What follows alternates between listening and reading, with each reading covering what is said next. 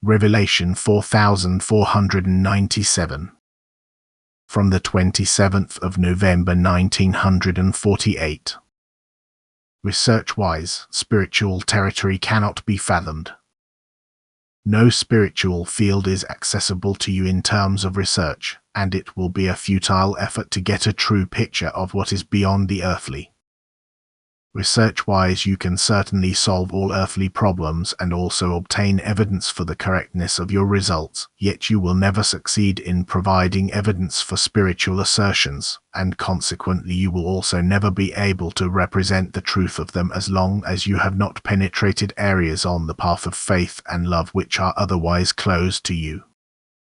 And thus people will never be able to fathom the correlations between earthly creations and the Creator of eternity if they seek information about them by purely scientific means, just as they cannot investigate the human being's course of development or his soul.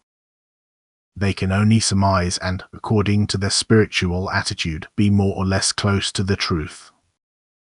But there is no provable clue, according to which they could give clear reasons or assertions.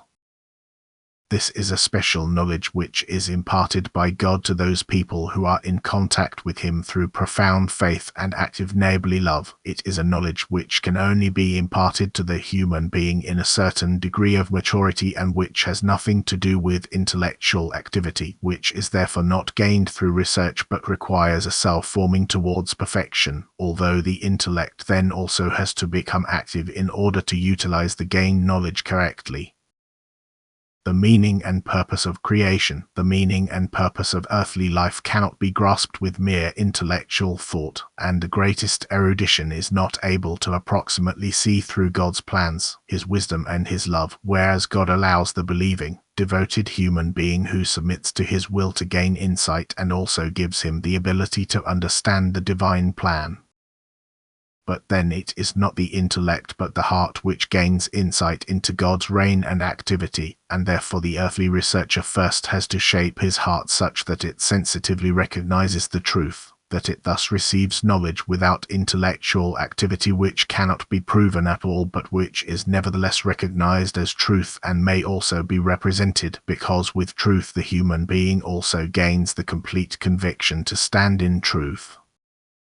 But then he will never be able to say that he arrived at the result through reflection or sharp intellectual activity. Rather, he will have no evidence to justify his assertions or assumption to the world. Yet he will believe it himself if he has received information through the voice of his heart, whereas he will never be able to inwardly advocate researched thought material as established truth if he is honest with himself, as long as he excludes God, thus does not acknowledge Him as the sole giver of truth and appeals to Him for his support. Amen.